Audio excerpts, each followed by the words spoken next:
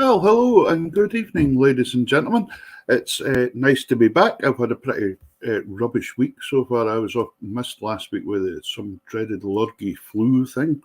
But I think I've got the night to myself tonight now, so it's going to be really good. And I'll see if I can match Davey's excellent performance.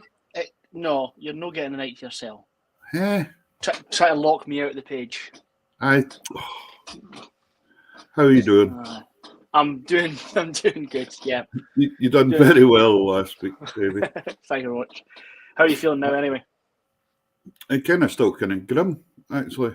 Oh. It's not been COVID though, so I don't know what it's been. Some Northern Isles bruck. Viking flu. Something like that. But anyway, listen, ladies and gentlemen, thank you so much for joining us tonight in Tartan Tunes. Lovely to see so many folk joining us to begin with already. Please keep sharing about for us.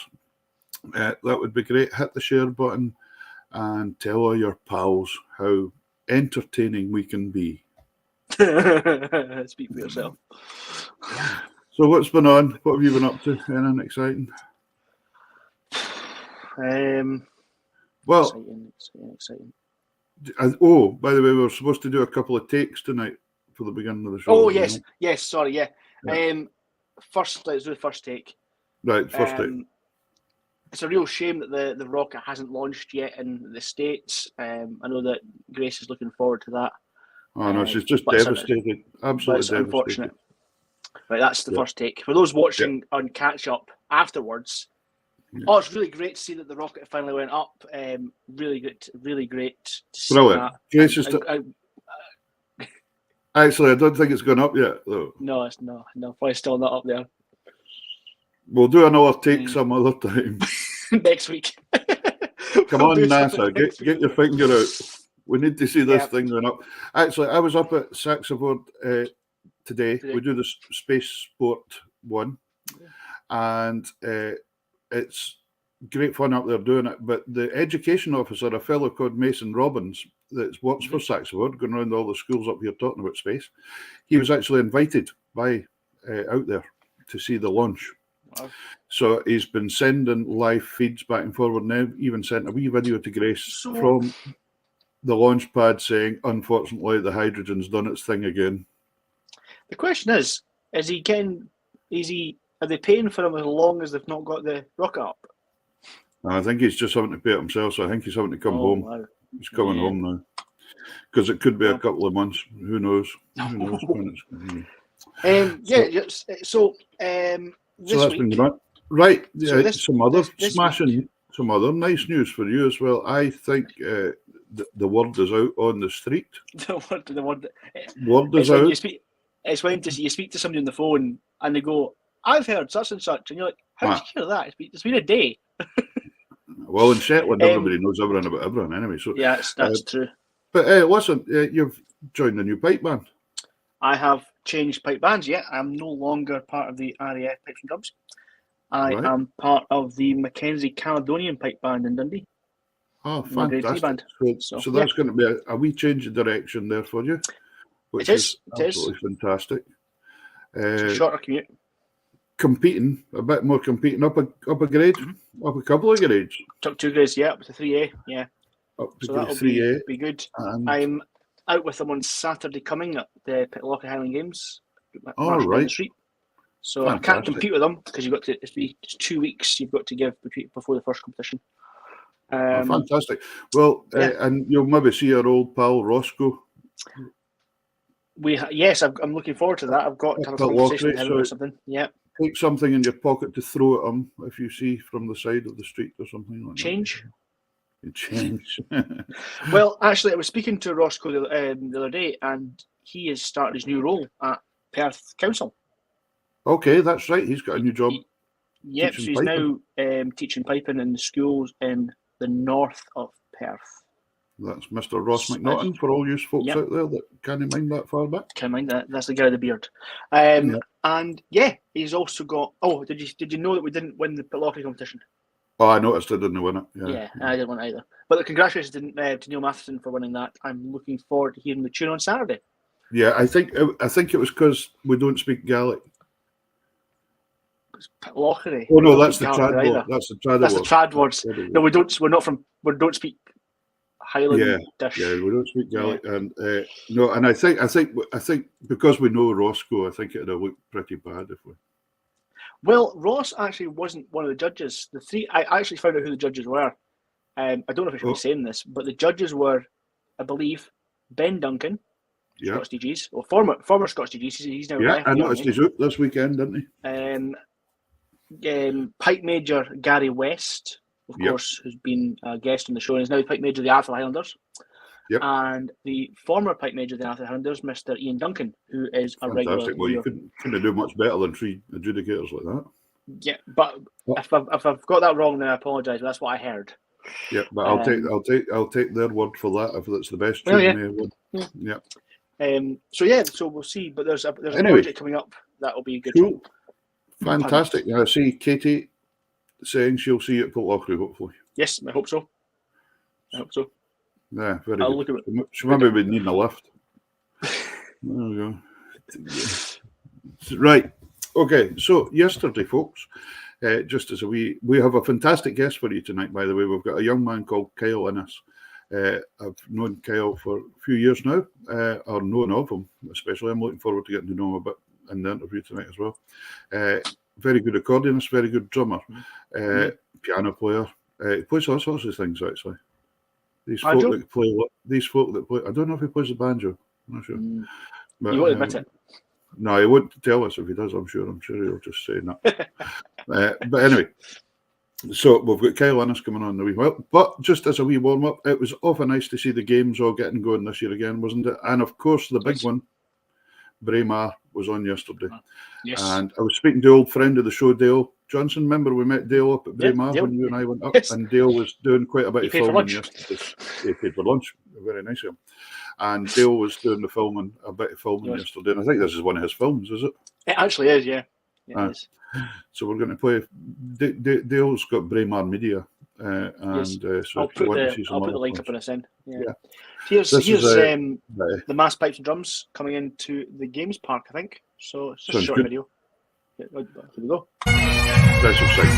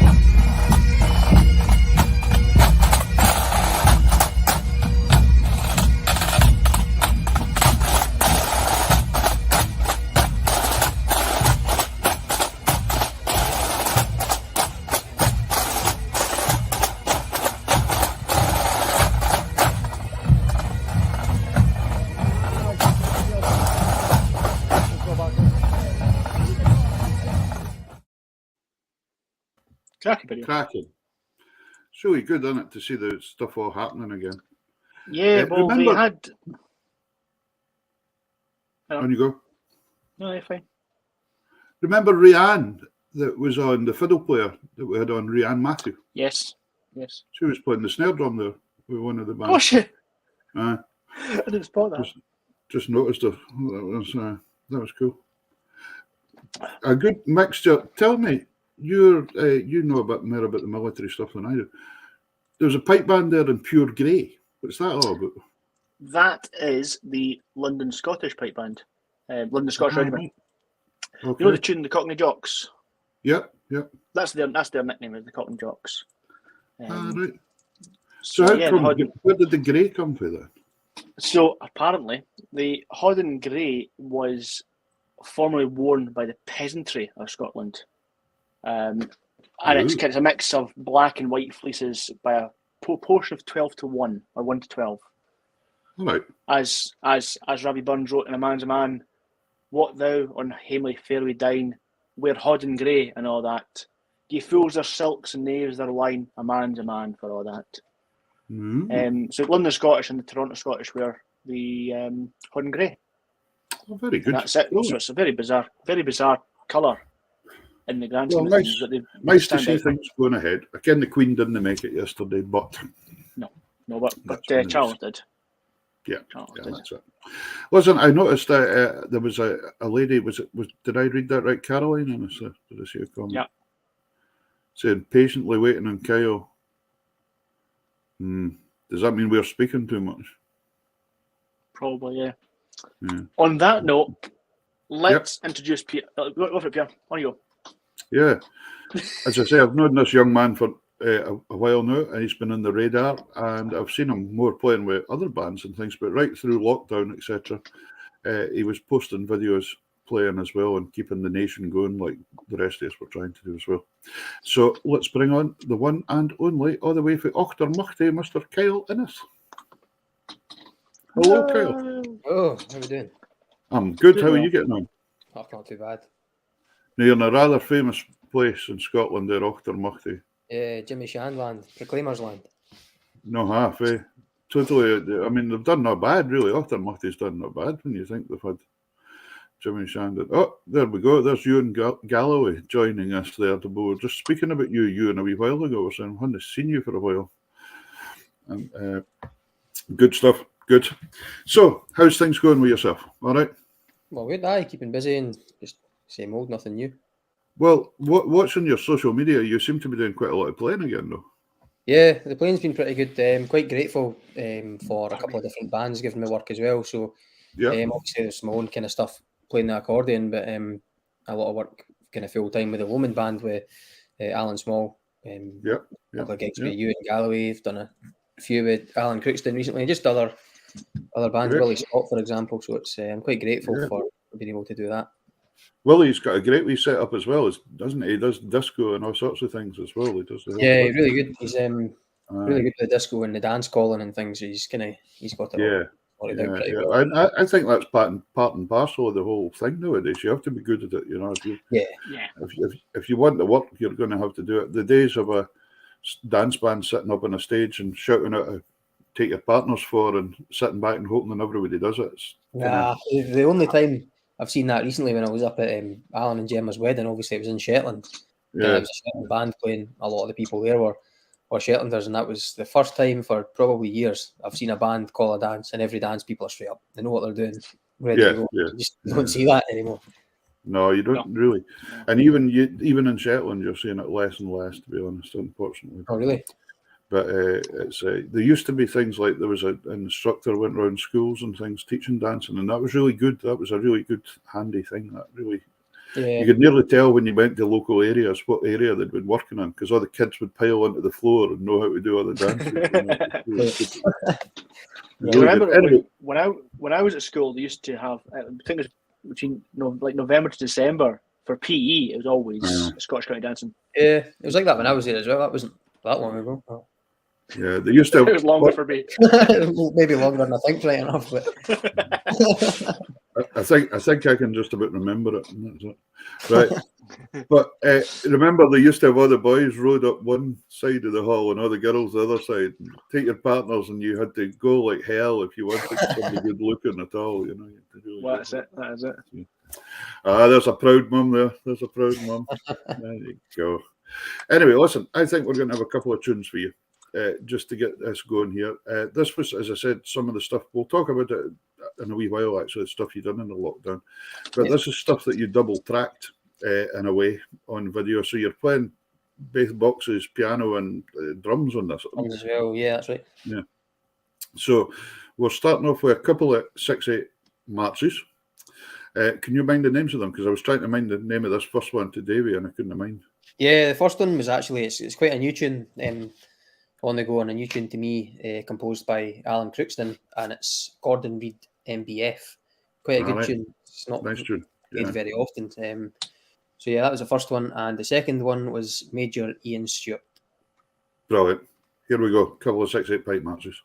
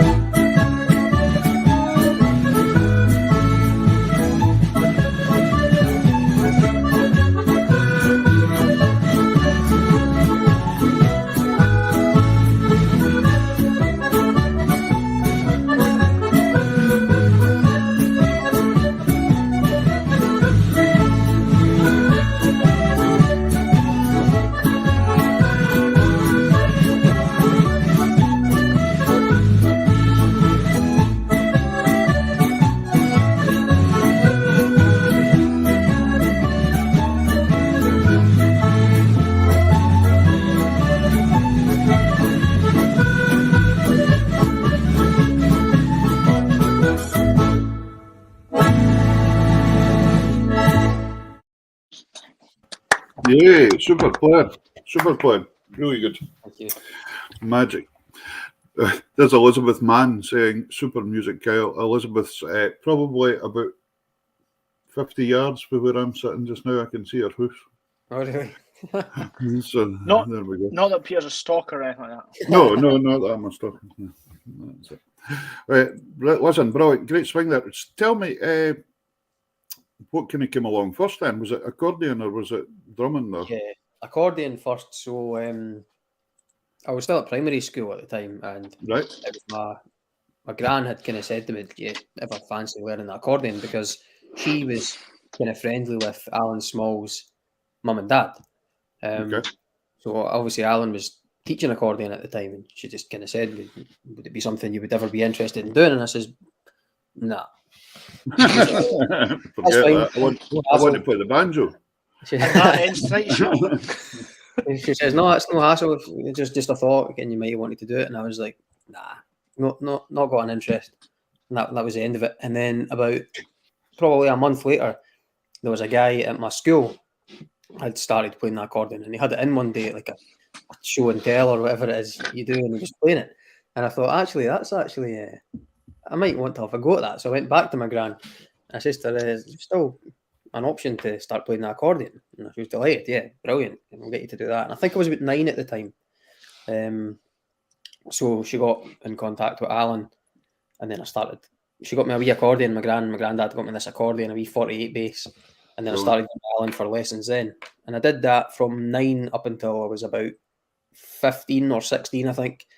And then once he'd kind of said to me, "I can't really teach you much more," he said to me, "You'll benefit from going to see Mickey Ainsworth." Okay. So I went to Mickey unfortunately, I didn't get as much time with him as I would have liked. I think I only managed 10 lessons or something like that. But I learnt a lot in that time off of Mickey. Just totally different kind of style of playing, and all the chord structures he was showing you. What he was showing me was brilliant. And like I say, I wish I could have had more time with him. So that was the accordion part. Because that's one of the things with Mickey Ainsworth, of course. I mean, he was famed in the Powery band. He was the kind of harmony accordion player. And he had this totally new style and unique style that he brought into it all, kind of style. It was really good. And he was a very, very knowledgeable musician and knew his theory and his chords inside out, kind of stuff. Yeah. I remember he was teaching me this stuff, and there was sometimes he would maybe sit and play the tune, and he would write out some chords for me to play. And like obviously I'm sitting 15-year-old trying to work out what a diminished chord is. So like if it came to a bit and it was the one chord that was stuck on, he would always say, like, the patience he had was unreal. He would sit and say, right, you get your root note and then flat and third, flat and fifth, and he would explain it really well, and he would do it in a way you could always remember it. But you could say to him, like, "Mickey, what chords are in, what notes are in this chord? Any chord as hard as you want," and he'll just sit and, "Oh, that'll be B, D sharp," and he just, I was like, I don't know how you ever get like that. He was just like knowledge. It was just this book of knowledge. It was brilliant. Memorising stuff. Really, he was a great ambassador for the accordion and everything. Really, very, very good, and a nice fellow, as you say, a really nice fellow. It was, so much patience, a lot more patience than I would have anyway. My goodness, there's an interesting. See that last comment there, David Ross from Dingwall. Karen Leach's husband. Karen Leach was another very, very good accordion player from Ayr originally. She was in a band called Rigadoon. There was 2 sisters and they played. And played a very nice goal, if I remember as well. And Karen played double bass as well. And in my first broadcast when I was 18 years old, she played double bass in the band when we done our first broadcast. So that's quite interesting to see. So all the best to them. I think they're up near Inverness way somewhere. But great. What's this? Glad to see, Kyle. Mind when you started, pal, sold Bobby's 48 bass to Bob for you. That's where it came from. There we go.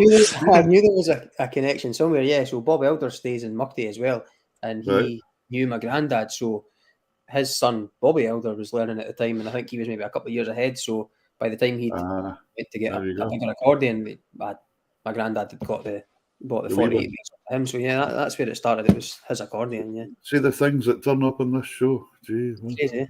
I mean, he's the same. I think he only lives around the corner, but you find him on a go. Let's have another wee track. See these tracks, by the way, we'll speak about that after this one, but you've done a lot of these in lockdown, didn't you, when you were bored, when you couldn't do very much, like the rest of us. And I suppose you're a mechanic to trade, aren't you? So I suppose that business kind of went a bit quiet for a wee while, did it, through lockdown?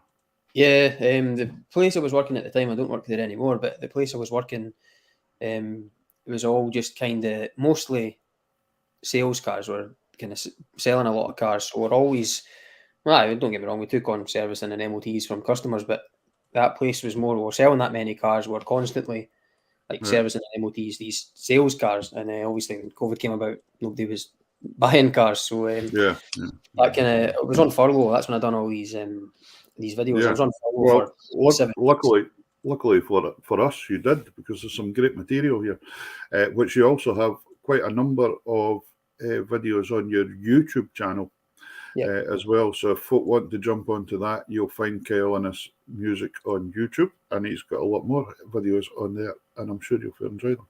So a wee set of reels coming up here. Dick Comer's reel. That was one of Jim Johnson's tunes, wasn't it?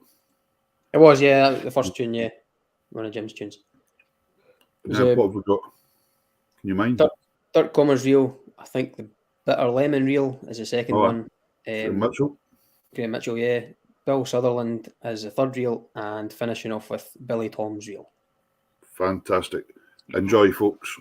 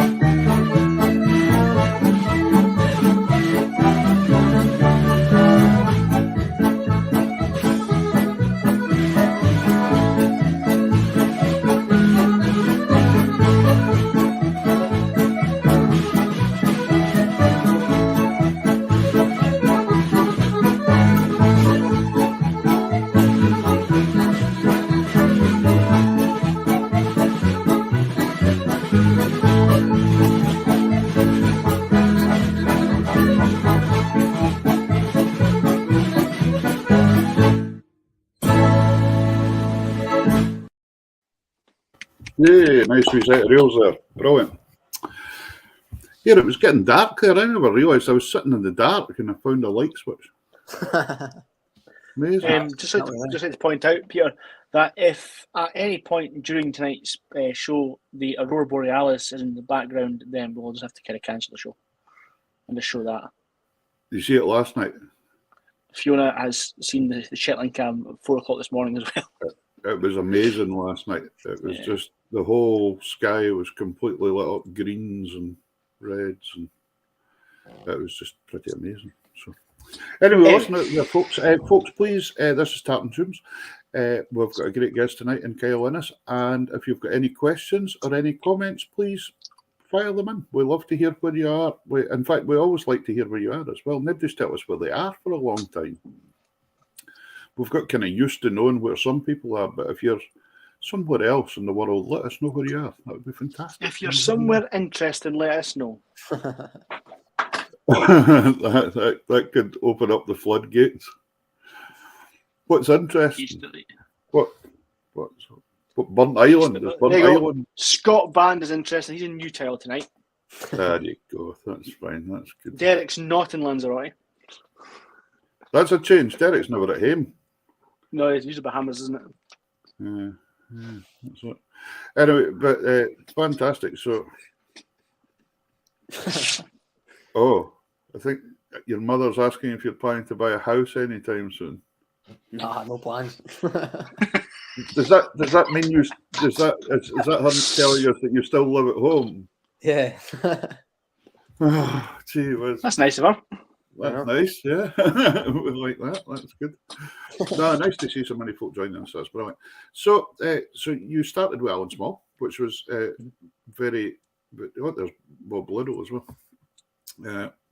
It was you started with Alan. Were you always quite attracted to the Scottish dance music style, or did you like other styles as well? Or?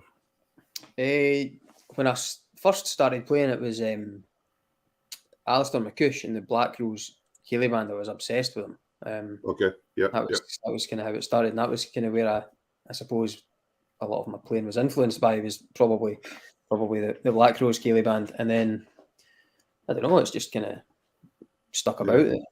Still, I mean, the Black Rose, when you think back on it, I mean, they've been in go quite a long time now as well, maybe 25, 30 years. Yeah. And they were kind of breakthrough at the time, weren't they? They were playing material that folk hadn't really played, as well as chord arrangements, etc., that folk hadn't really done. Yeah, it was quite like a kind of a modern, I suppose, kind of style. Yeah, I would almost say it was the start of the new style that a lot of people say is what is a new style nowadays. Yeah. I think they were one of the pioneers of that. They hadn't taken it quite as far as some of the bands have now, but it's always progressing, isn't it? And that's how it goes, kind of stuff. Yeah. So, but what they were doing was still very tuneful and very, very melodic. Yeah, no, I was kind of probably the band I listened to the most. All the time I was learning, to be honest. I went on for years. Maureen Rich is asking, did you attend the Conservatoire of Music? But I don't think you did you? Because you became a mechanic. No, it was Bell Baxter High School for me. Nothing as exciting as that, I'm afraid. Yeah. But you're right into cars. I notice all the time you're always doing something to a car somewhere. I always up to something. Yeah. I noticed you were very proud of yourself the other day because you'd managed to drop a gearbox out in half an hour instead of 6 or something like that. Aye, 26 minutes on the floor. Will that be represented in your bill? Labour cost only an hour rather than the 3 hours. Yeah, no. I do. It was his head car. I was running my own cars anyway. That's the only reason it took me half an hour. So where did the drumming start to creep in then? So that would have been, well, when I was at high school, Bell Baxter, when I got to about, it would have been third year at school, I started playing drums at school, but it was more of a kind of, like I suppose, a rock kind of style that you just whatever you get taught at the school, a basic kind of rock style. And I kind of wanted to get into kind of just playing the snare drum for Keeley bands, just so like accordion and fiddle clubs were like a kind of a big thing at the time. There was a lot of them locally, sorry. So it was handy sometimes there wasn't always a drummer there, or just to be able to just sit in and play. So I ended up going to Methil and District Pipe Band. All right. I played with them snare drum just through, I think, one season, and then I just got too busy with other things. It was kind of like exam time at the school, and the odd kind of gig here and there, and I just kind of didn't have time to keep going with it. But yeah, that's where the drumming came from. I learned a lot from them. I'm grateful for being able to do it. It's just a shame I didn't have time to keep going. Methil, was that Cammy Barnes? It was, yeah. That's Barney's band. Yeah, see him. Did you see him singing away in the tattoo the other night in the television? Oh, he's brilliant.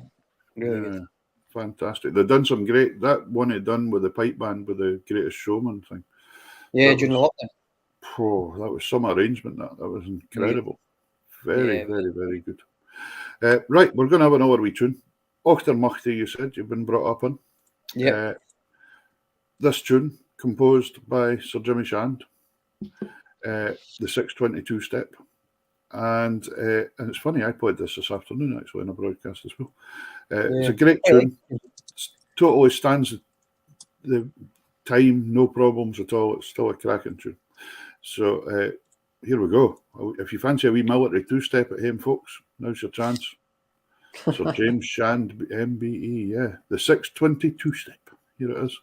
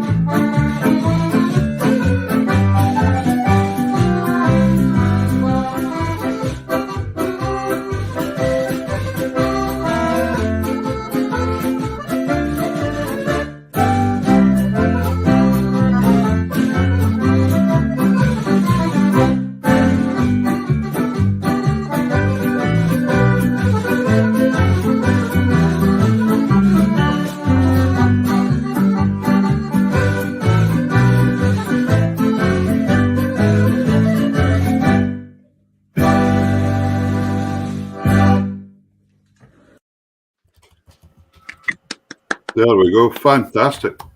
I'm reading that there. Granny Nell is watching in Strathmiglo. That's my Granny Nell, yeah. You can always find grannies, it's all right. They're always there. They're always there. Smashing Richard, brilliant. So it's and then obviously you've picked up playing the piano vamping and things like that as well as we went along. Yeah, but I think that's quite a good thing to do, isn't it? To be able to be a wee bit versatile because you can get a bit more work that way as well. Yeah, that's it. Like I say, when it started, I thought the drums was a good thing just for like accordion clubs and things. Yeah. There wasn't a drummer there, something like that.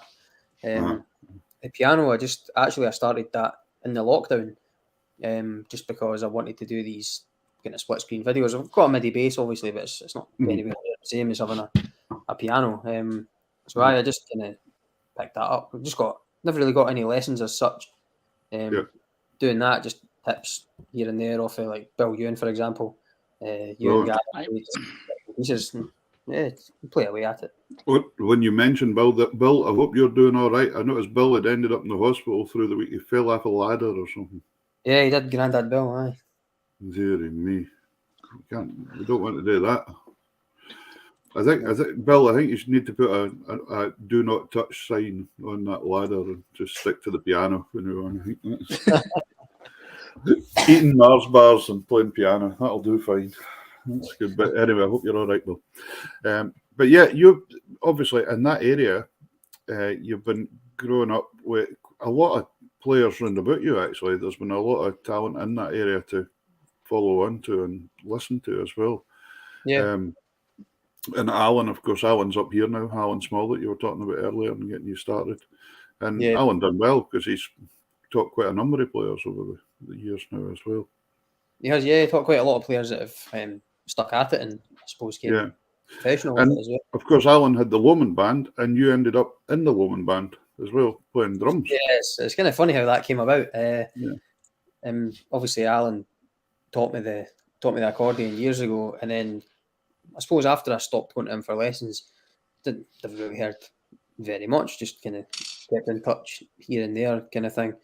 Now I've ended up like quite good pals with Alan. Like I would say, he's kind of one of a good friend. And so how that came about was he used to always do the Christmas party at the bowling club in Strathmiglo, kind of senior citizens kind of Christmas party. And he used to have his people. He's not that old, is he?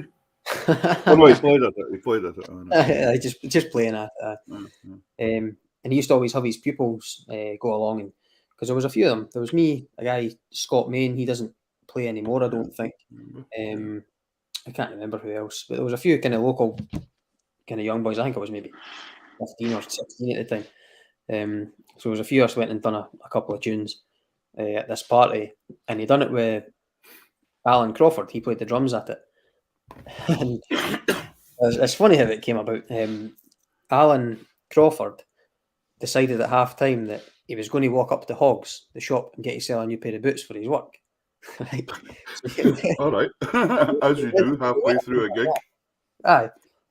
And he says, I'm waiting at Hogs, I mean the pair of boots. So he went away and done that at half time, but he got held up there, for whatever reason.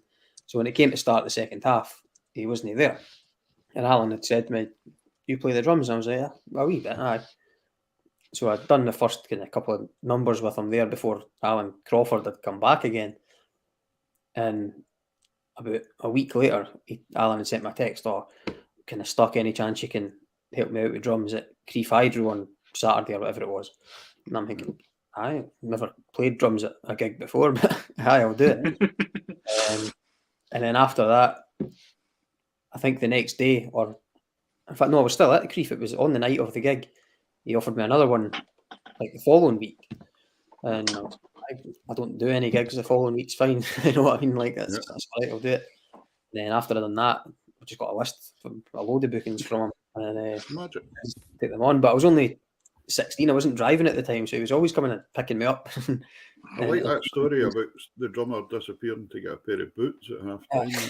That's how it came about that I kind of started playing. How many pubs did he pass away to get the boots? Yeah. I know. That's more like it. The answer's none. Didn't pass any. I didn't pass any. That's more like it. I remember this must be a drummer thing going on here. I remember playing in Leeds one night, and our drummer decided he wanted to go for a fish supper at half time, and we didn't see him for about an hour and a half. We were lucky we saw him again, actually, to be honest. Yeah. No, but that's great. So, and obviously with the Lomond band, you've done broadcasts and all sorts of things now, and recordings. Yeah, I've done 2 or 3, 4. I don't know.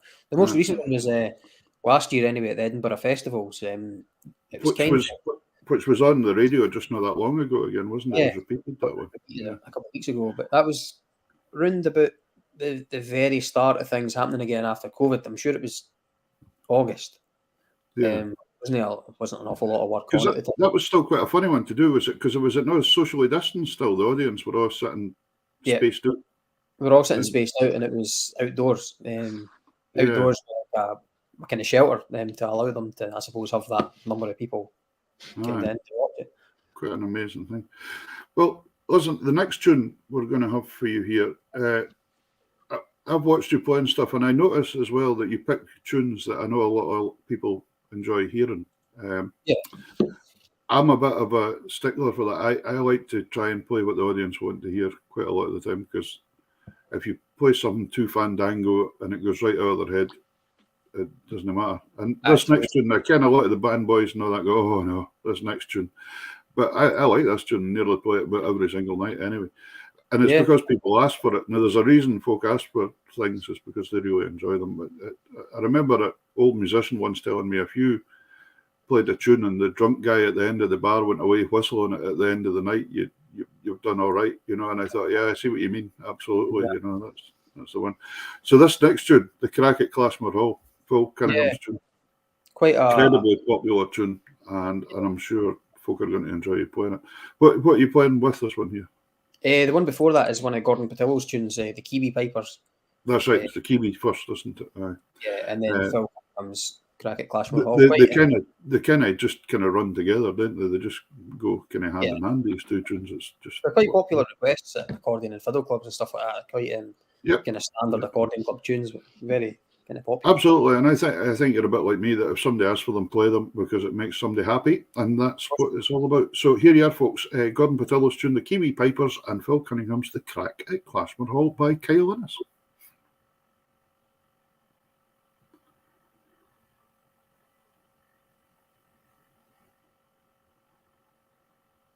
Do it.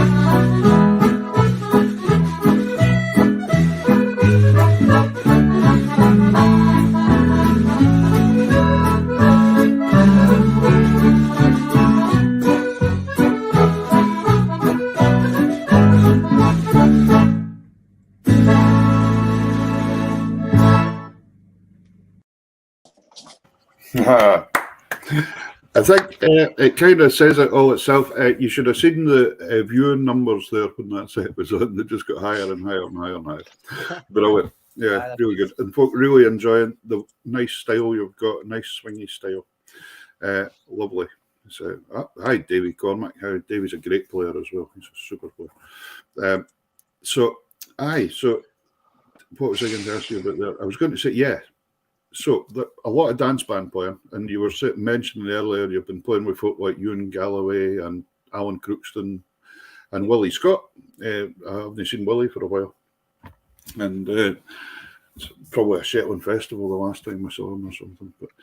But great bands to play with and great crack and great lads. So it must be really good fun getting a wee change of scene sometimes, just with a different band. It's really good, but it's the social side of it all that I kind of enjoy the most. Maybe you might play with 4 different bands, and then you've kind of caught up with 20 different people, if you know what I mean. Yes, that's right. Yeah, it's good. I quite enjoy it, but it's quite the variety. Obviously, like of Ewan Galloway's band's a fair bit different to the Woman band, which is again a fair bit different to like Alan Crookston, and it's good. It kind of keeps you on your toes. Different It styles. was interesting earlier there. I noticed Liam Brannan had a comment on saying, "Had you cancelled your holiday to come to the Shetland Festival?" Yeah. Well, to make you feel less bad, I'm not managing this year either. I'm on holiday as well, so I'm not going to be at Shetland either, and I live here. Where are you, Peter? I'm coming to see you. So you better No, build that extension. To be fair, we're coming down to see that Vi, to be fair. We're going down to see Vitod. Yeah, we're playing at Milnathorpe next month, and Davey's bringing the pipes for the tune too, so it's going to be good. No, bringing the pipes to the accordion club. Hey! So if you happen to be about, we're going to have a tune. It'll be good fun. We're coming down for 5 nights, so it should be a spree. So that's I can't mind what date exactly it is. Awful planning, says Liam Brannan. Aye, very good, Liam. We are. Listen, we're going to the Sun, pal. It's the 16th. It's a Sunday night. Sunday afternoon. Sunday afternoon. Yes, sorry, my apologies. Yeah, afternoon, we're at Milnathorpe in the afternoon, 2 o'clock, 2:05. We're in the park bar at night time. All right. Just to interrupt, Pierre. Stephen Hughes asking when we're getting Ewan on the show. Correct me if I'm wrong. He's been on. Ewan's been on. Yeah. Yeah, that's what I thought. Ewan's been on the show. That's what I thought. That's fine. Yeah. In fact, I think one choice. I think Ewan's possibly even been on a couple of times actually, because I think he was on for a Christmassy thing. There you go. There you go. Back. I've had my shot. Sorry about that. But, yeah, I've had my shot. Ewan says, yeah. It's all right. We'll not forget about you, Ewan. Don't worry. No, we've got simple minds. Back to the accordion playing. Solo stuff. Did you do much competition stuff then, Kyle, or did you? I did kind of in the earlier days. Yeah, I done Perth. Was it? I don't know if it's even still there. It was at the. Look at that, Vi saying, "Get your ticket, Kyle." Kyle's coming with us, boy. I'm in Mallorca in the 16th of October. Yeah, some folk will do anything to get out of coming to see us play. I know. What was I saying? Yeah, the solo stuff we were talking about.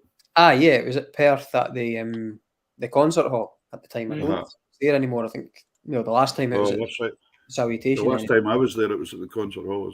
Sorry, not the concert hall. It was in the town hall in the middle of Perth. All right. Oh, the one they want to demolish. The city hall, wasn't it? The city hall. Yeah. Did they not demolish it? I think they did demolish it. No, they didn't. There. No, it's becoming a museum, I think. Ah, okay. Well, that's what it was. When I was 11, because it was under 12s. March to Spain, Rio, and. Right. I remember I had won that one, and I done. Was it Pullman at the time? Would that be right? Would be right to say that? Yeah, that was right. That's what used to be Musselburgh, and then it moved. Yeah, so I done that the following March, I think it was, and I'd won that one as well at the under 12. Right. And then after that, it was the under 16s, but I never entered that because at the time they had under 14s, musette, and polka kind of sections, and entered them, and I'm sure I'd won one of them as well. I entered the under 16s a couple of times, but I kind of got put off for that because I was 12-year-old. I mean, the difference in standard, someone who's 12 and someone who's coming up 16 was quite I know. Quite a big jump. Huge. Did you enjoy competing? Did you enjoy solo stuff? To be honest, no. No, see, I didn't either. I didn't enjoy it at all. I feel it's an awful lot of practicing for one set. It's obviously it's tricky stuff, and you practice and you practice and you practice. But to be honest, I'd rather spend that time practicing new sets for playing out of things. I wasn't a big fan of the competing. I don't think I wasn't particular. I used to. I mean, I enjoyed competing with the pipe band. It was kind of like the band thing. I enjoyed the the kind of crack with the lads and that, and being part of a band. But the actual solo thing, it's pretty nerve wracking. I didn't think just too much of it. And I thought one day, what am I even trying to do this for? As you say, there's all these guys that are just machines that are just there to do it, and it's just like. I'll go back and do it one day, I think. Yeah. I'd like to do it again, go in for the Scottish Championships at Perth, but I've no plans of it. Another thing there that I was going to ask you about anyway as well, and you and Galloway beat me to it there. You said, when's the Kyle CD coming out? Yeah, I've no plans again to do something like that, but I would quite like to do it. Even if it was something I did by myself and just played kind of accordion, piano, second accordion and drums and just kind of multi-tracked it that way. Yeah. I believe a certain Mr. Peter Wood did that earlier this year. I did that last year. A CD with himself, and himself playing. The Wood band. The only drawback was I had to pay all the other guys myself, but it's supposed to be good. So, but no, it wasn't. The reason I was talking about the competition matches is, well, this next wee set we're going to hear for you is a couple of 4/4 matches. Yeah. The first one of my favourite tunes, actually. Edgefield House. Isn't it? Yeah. The Skinner tune. I really, really like this tune. And I love your wee intro to it as well. What's the second tune we're getting on? The Edgefield House and Theodore Napier is the second 4/4. Yeah, fantastic. Well, if you fancy a wee Gay Gardens, you can do a Gay Gardens to these, but these are not by any means easy tunes to play, so enjoy.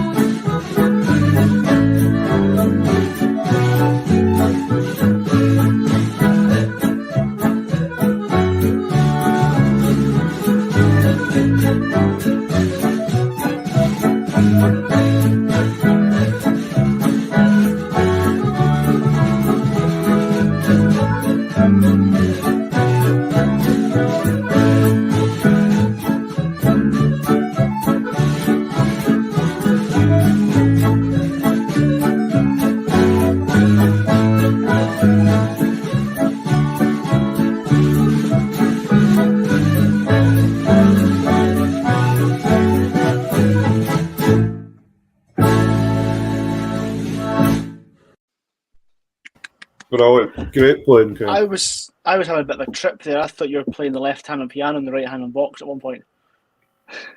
Oh, there was a couple of videos that kind of flipped themselves. I don't know if that was one of them. No, it's just the way the video was. It's just like your left hand was going straight on the piano and your box the other side.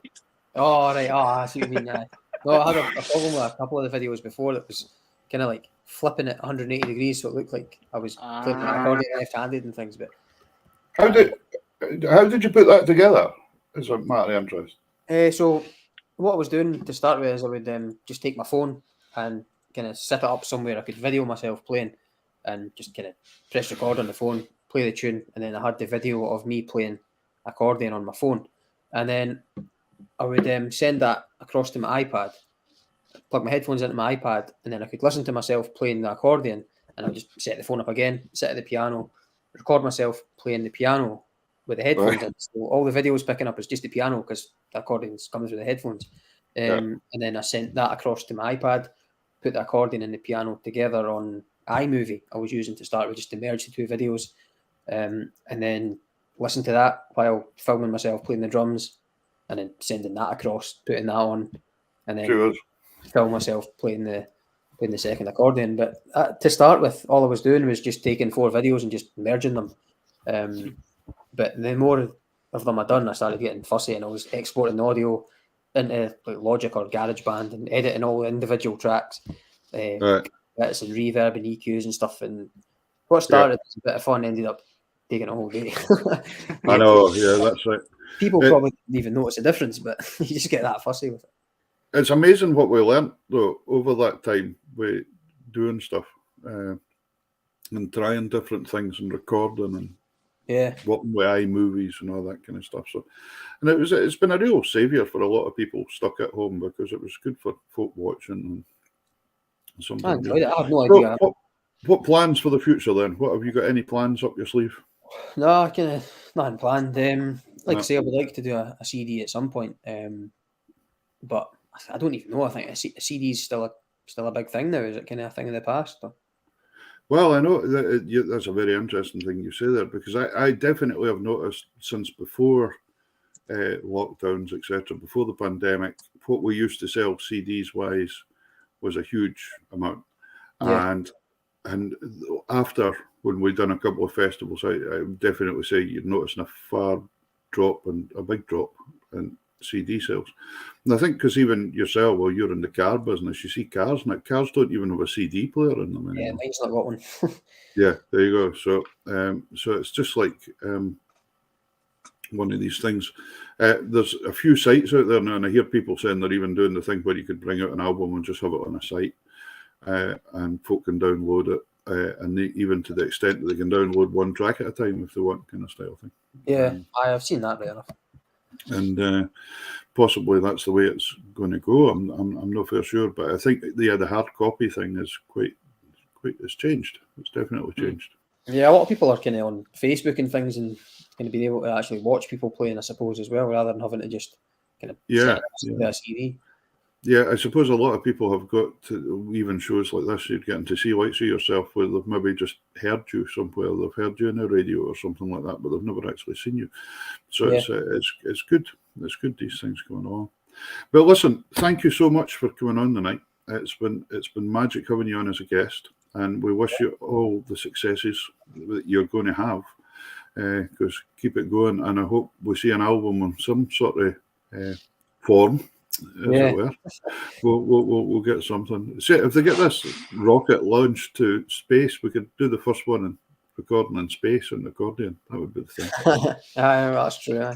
It's going to take a wee bit of work, Davey, because I was trying to work it out, because you know how sound doesn't travel in the vacuum kind of thing. So we'll have to come up with some sort of kind of invention.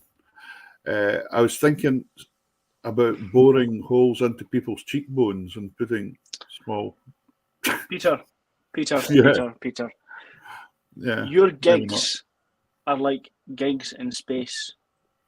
Yeah. There's no atmosphere. Thanks, David. Thanks. Anyway, listen, Kyle, thanks very much, and thank you to your mum, and thanks to your granny and everybody else, and thanks to Granny and Grandad for buying you that accordion all the years ago. So. Yeah, that's how it all started anyway. Yeah. That's Gran was brilliant. She bought me actually my second accordion. I ended up kind of progressing to as well, and she took me everywhere. It was actually my gran that brought me up to Shetland, I think the first 3 times that I came up or something like that. So she went on the holiday, that's why. Much of a holiday. I think she needed a holiday when we got back from Shetland, I think. Yeah. Fantastic. Very good. Anyway, listen, thanks very much. Hope all the gigs go brilliantly for you. We're going to finish off with a wee set of jigs here. It's the Murray River jig, which is another big favourite. A lot of people. Tell us what's the jigs in this set. The Murray River jig to start with, Peter's Peary Boat with a Shetland tune. I'm not sure who composed that. Tom Anderson. Yeah. Tom Anderson. The Dandy Dancer, I think a Jim Johnston tune. Yes. And then finishing off with Christine McLeod. Yeah.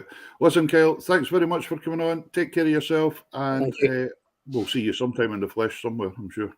Thanks very much. Take care, man. Cheers. Thanks for coming on.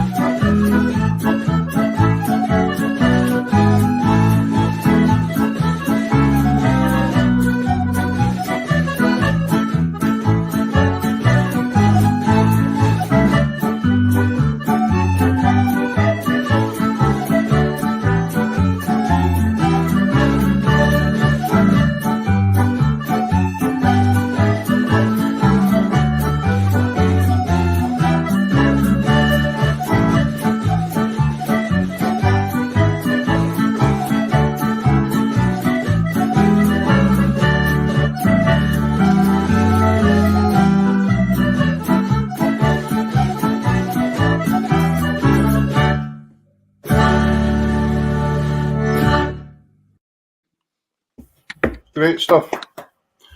Brilliant. Really enjoyed that tonight, Mikhail. Good. Nice to see a young fella enjoying his music. Aye. Which is good. So what's on this week, Davey? Lots of bagpipe practicing? Band practice Thursday. Get my kit on Thursday. My kilt, etc. For what tartan does Mackenzie wear? Mackenzie? The ancient Mackenzie. Yeah. Yeah. See, I've done my homework. Excellent. It's good. It's good that you know what you're doing. I know that one. Yeah. It usually helps. So yeah, really good. And then out to maybe some Davey Hunter tunes. Maybe some Davey Hunter tunes creeping into the repertoire. You never know.